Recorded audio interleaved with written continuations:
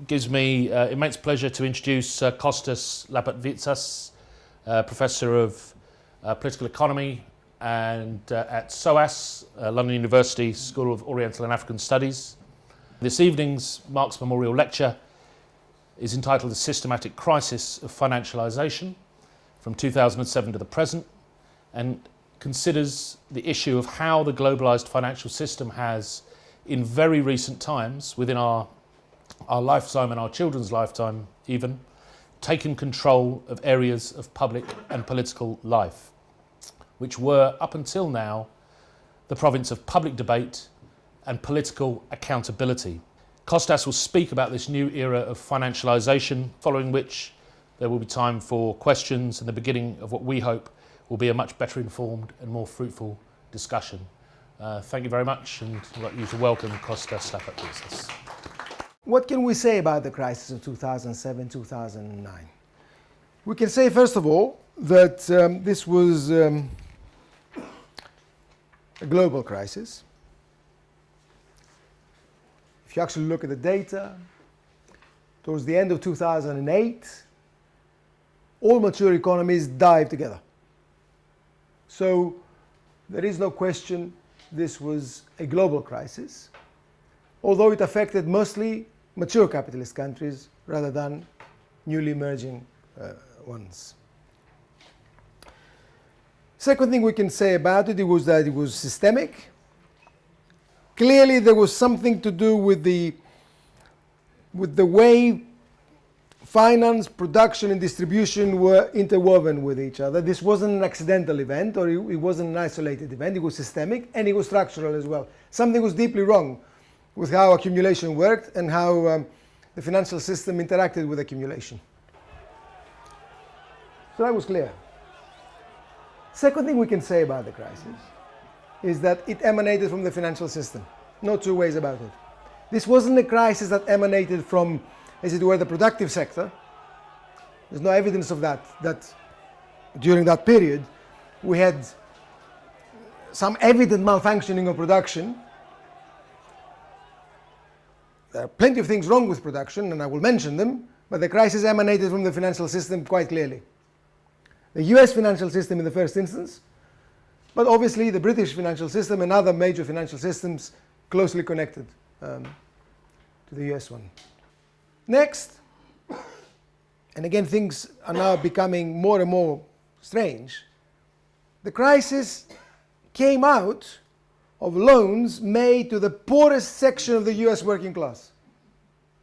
These were loans made to people without any assets, without any income, without any credit history, who were often black or Latino and lived in areas, urban areas of the United States that were previously off limits to banks and credit. That's a very strange development. Never before has a global crisis of capitalism emerged connected to loans made to the poorest section of the working class. It would have been unthinkable to the classics of Marxism to tell them that something like this could ever have taken place. And the last thing we can say about the crisis is that it was fed by enormous financial speculation, financial innovation as they call it, but really speculation. The creation of paper on the back of paper to create even more paper, to result in profits, not from lending, but from dealing in the paper, from transacting in the paper, from buying and selling the paper among the financial institutions to make fees, commissions, and all the other profits that the dealers in these financial assets secure for themselves as they trade in the markets. How was it dealt with? Think about it. Who dealt with it? The state. Quite clearly, in the absence of the state, there would have been total collapse in the summer of 2008. There wouldn't have been a bank standing in the United States, and quite possibly in this country too. Whether the banks were directly involved in the speculation that I mentioned or not, there wouldn't have been a bank standing, because healthy banks also fall when problematic banks go under.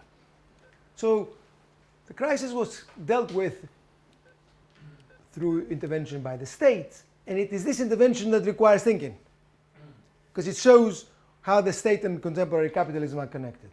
What was the major thing that state did? It drove interest rates down to zero. That's the most decisive thing the state did.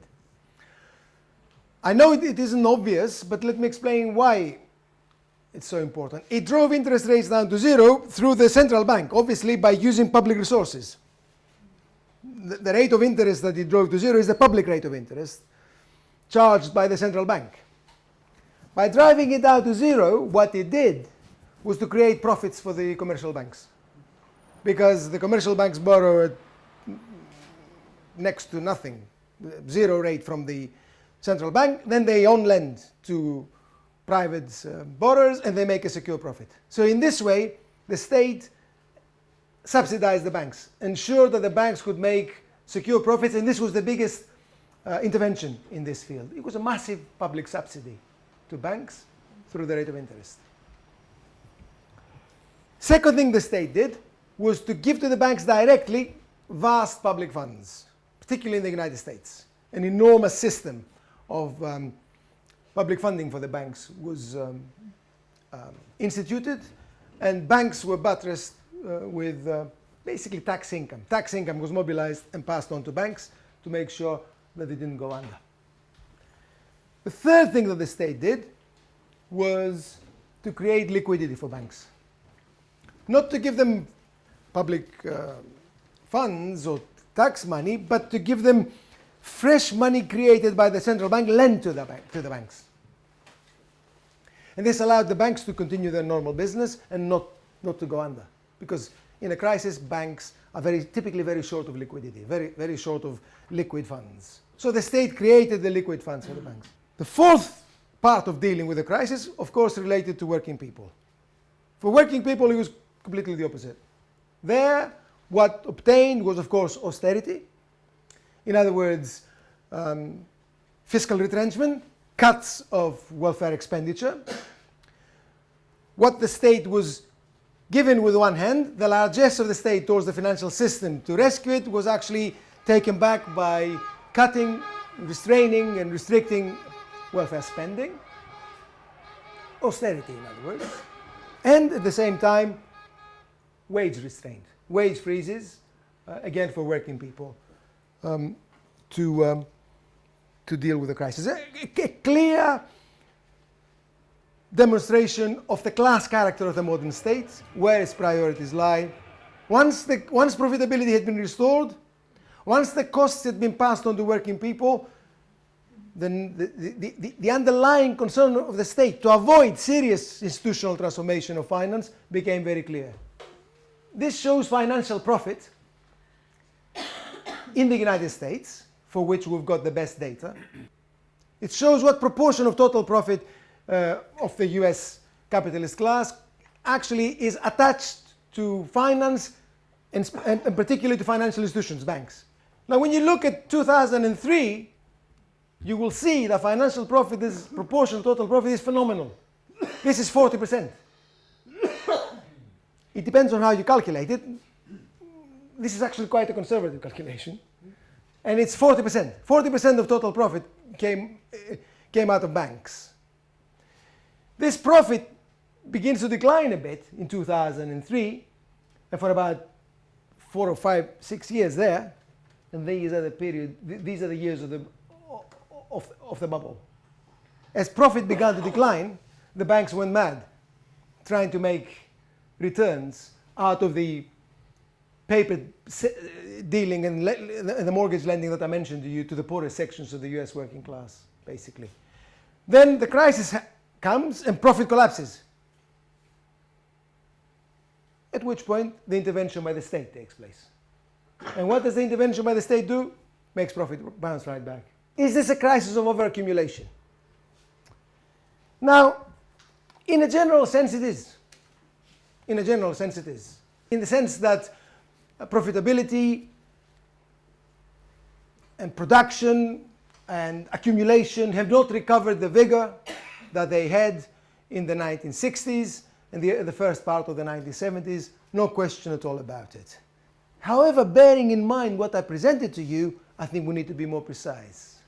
And we need to be more accurate, and we need to factor in all the changes that I've outlined. And to me, the crisis that broke out in 2007 is actually a crisis of financialization. Should be understood as a crisis of financialization and as a crisis of the structural, historic transformation that has taken place in mature capitalism during the last 3 to 4 decades. Financialization is an epochal historic transformation, and a simple way of seeing it is to say that during this period, lasting 3 to 4 decades, the sphere of circulation, including finance, has grown enormously and much faster than the sphere of production. There's asymmetric growth of circulation relative to production. Another way of looking at it, and I'll come back to it again, is that financialization represents the second bout of the rise of finance in advanced industrial capitalism. The first bout is the period of imperialism that Lenin, Hilferding, and others wrote about at the end of the 19th century, beginning of the 20th century. Think of how Hilferding and Lenin defined their own time. What is it that characterized the period of imperialism? Finance capital. This is the term that captured that period, the period of imperialism. What is finance capital? Finance capital is a new form of capital that emerges because big productive capital, big business, is increasingly dependent on big banks for loans to finance investment. The more it depends on big banks, the more dominant big banks become over big business. And as they become more and more dominant, big business and big banks become intertwined with one another. They become one. They become finance capital. The finance capital is the form of capital that basically drives imperialism. The highest form of capitalism, as Lenin called it. This is how they went about it. Well, I suggest we do the same. I suggest we follow the same approach. Unlike the period of finance capital, unlike the period of Hilferding and Lenin, I do not see a growing fusion between industrial capital and banking capital. You won't see it, and I'll show you the evidence for it in a minute. Actually, what I find is that this space opening out between large corporates and large banks. There's actually significant independence between large banks and big business, not increasing dependence between them. There are significant variations. Countries differ from each other, but the tendency to have greater independence of big business from big banks can be observed in all mature capitalist countries. At the same time, what you find is that large industrial and commercial businesses financialize.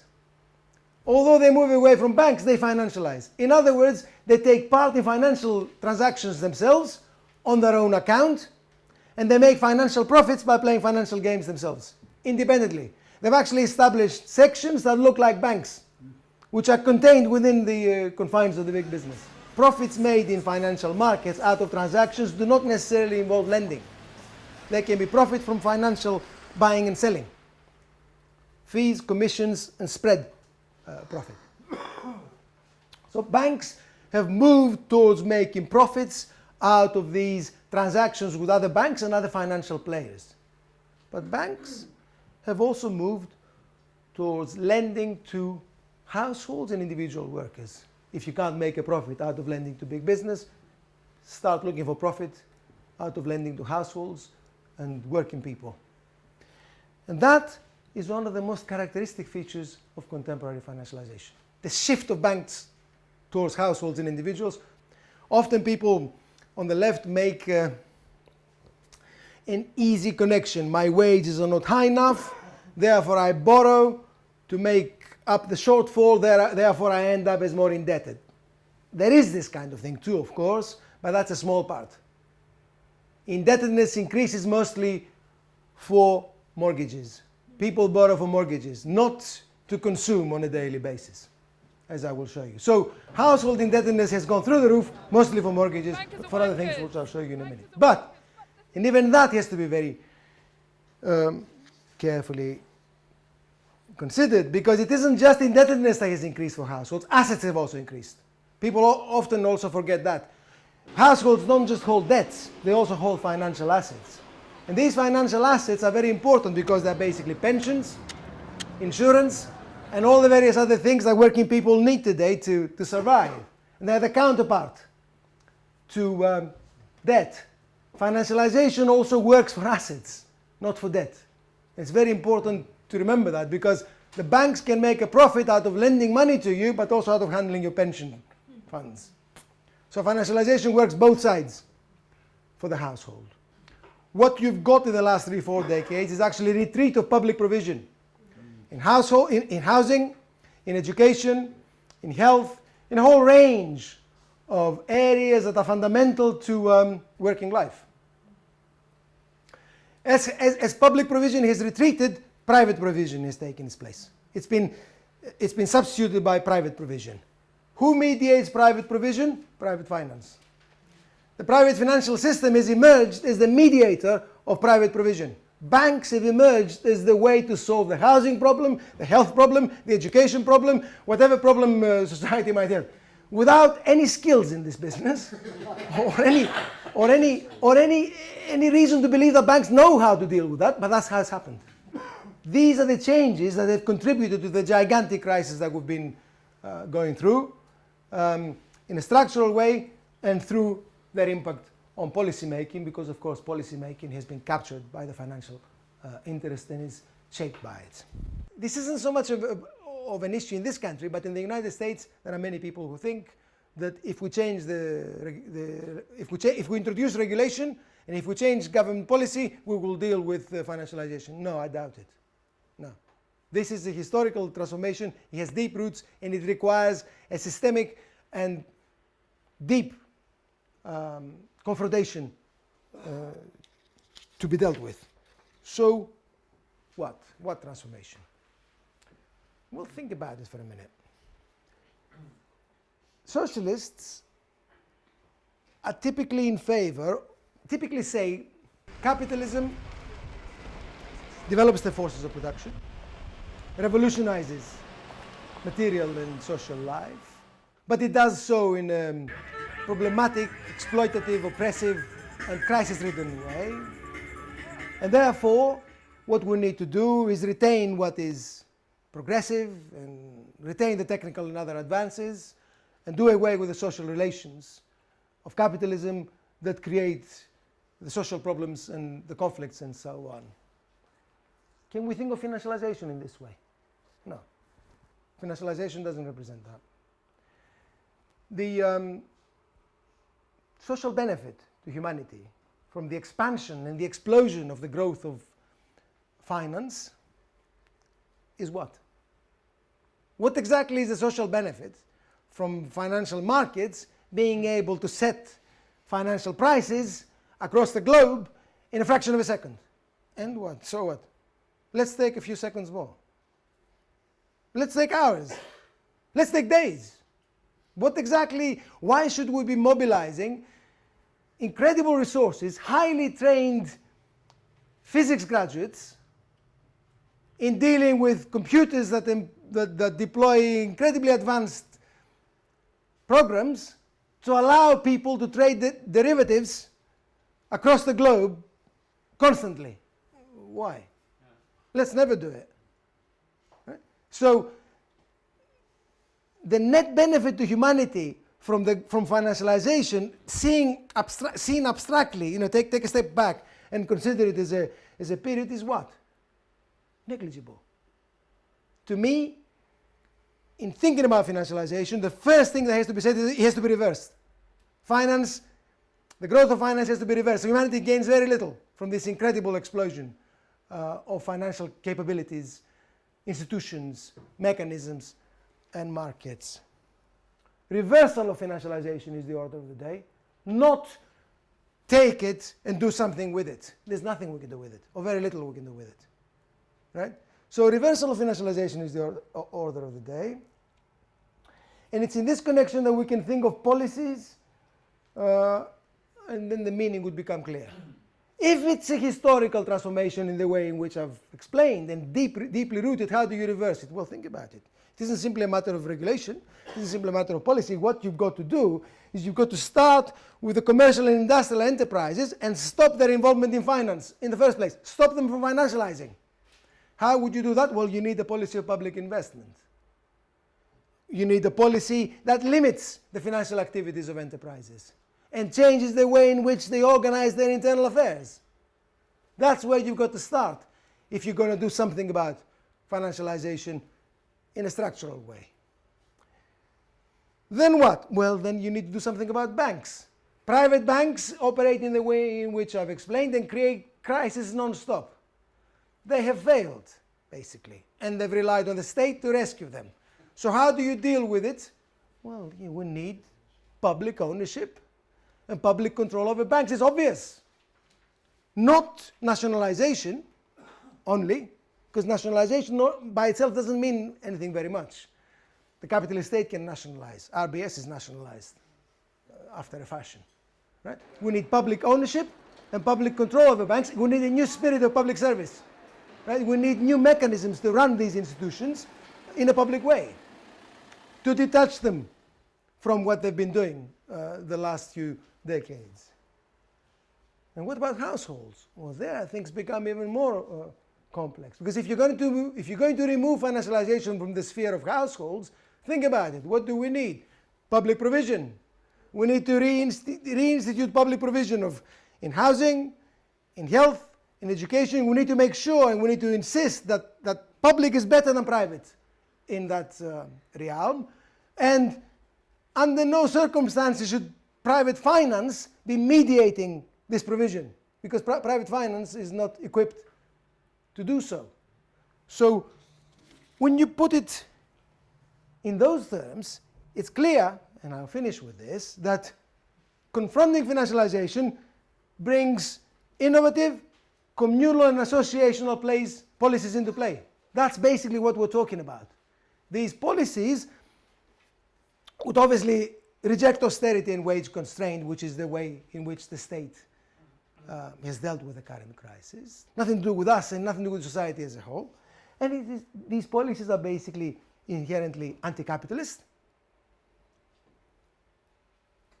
and open up fresh avenues towards socialism. It's the kind of socialism we need for the 21st century, the kind of socialism that meets the needs of the current era and begins to speak to people in the here and now, people who've got different perceptions of what the world is like and ought to be like. I think that's what we've got in front of us. The sooner we begin to develop these ideas, it seems to me, the better for all of us.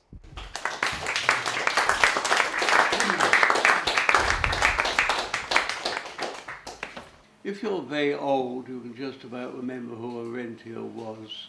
The lowest level of the scale probably had a lump sum of about £10,000.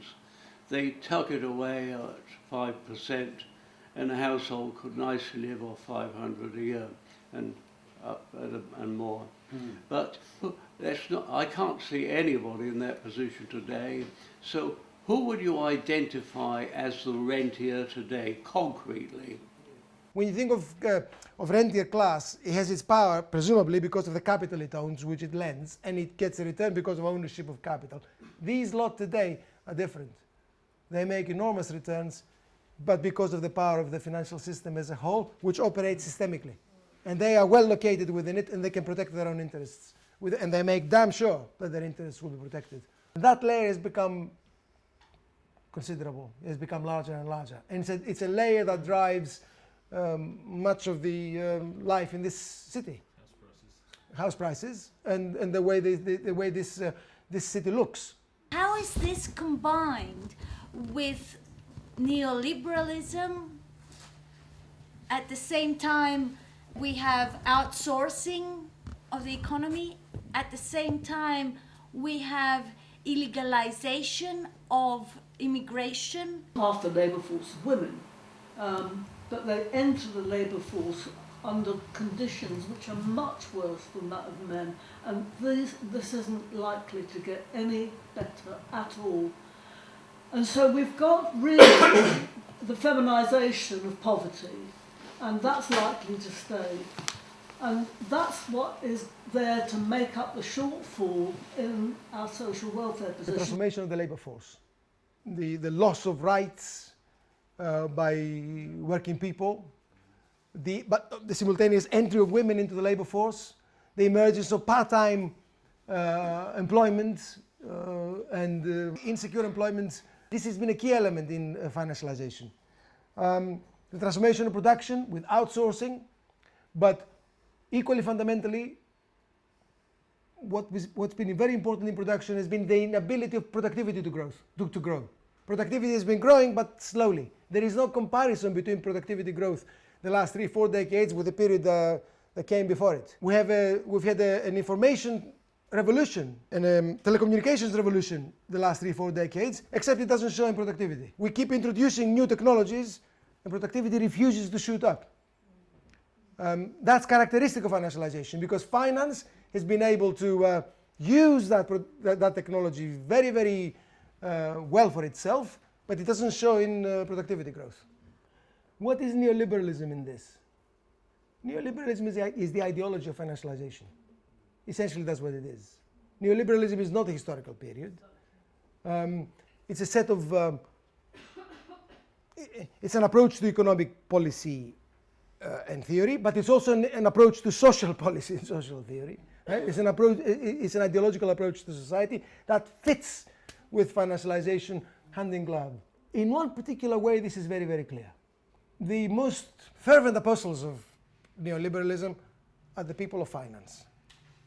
You want to get neoliberalism down pat and get someone to tell you the full story about how marvelous markets are and how wonderfully they operate. Talk to a man or a woman from finance. They'll tell you marvelous the market is, except when there's a crisis. Because when that happens, the state must intervene. The state must intervene. It must intervene now, not tomorrow. Now, because if it doesn't intervene by tomorrow morning, the sky will cave in. When the financial crisis, hit the rocks in 2008, it was said that Gordon Brown saved the world from financial collapse.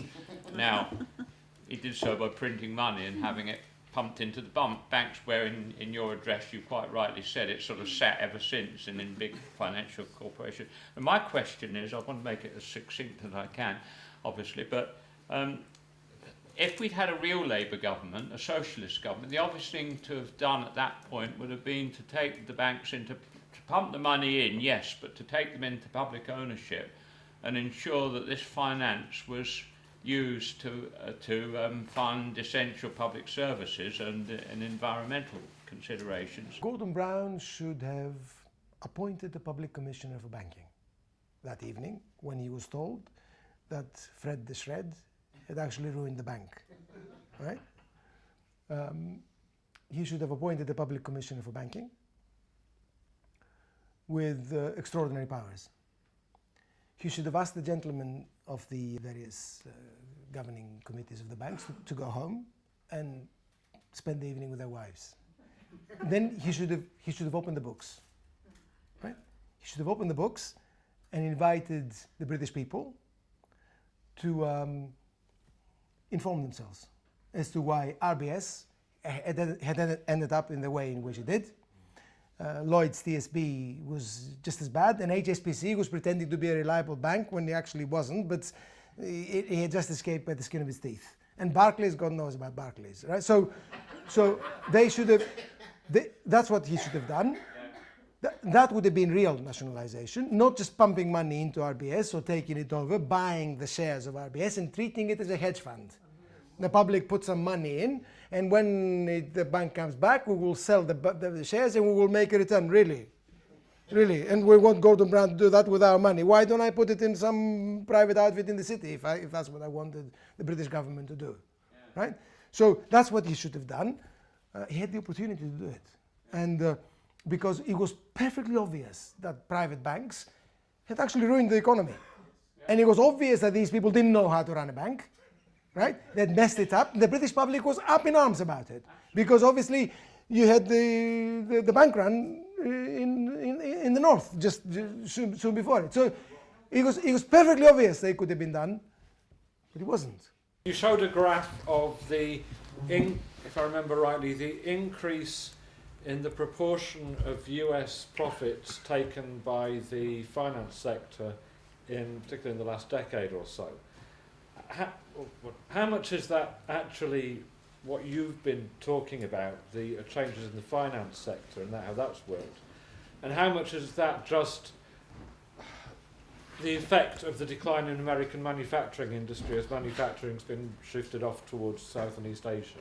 In the last 5-year period, hasn't America actually got 5 times more indebted, and the growth of the food stamp portion of society gone from around 15 million to 50 million?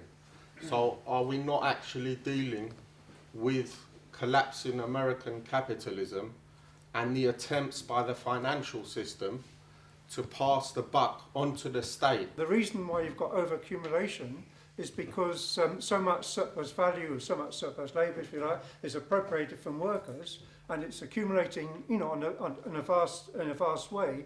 But there's no investment. There's not sufficient investment opportunities because extracting the surplus value from all the workers has made them too poor to afford the things that could be could have been produced and supplied if it was invested. In your list of the reversal of financialisation, do you not think that a new campaign to collective national agreements and bargaining, and taken with that possibly the campaigning and the fighting for super industrial, i.e. global trade unions, would be one way out of this?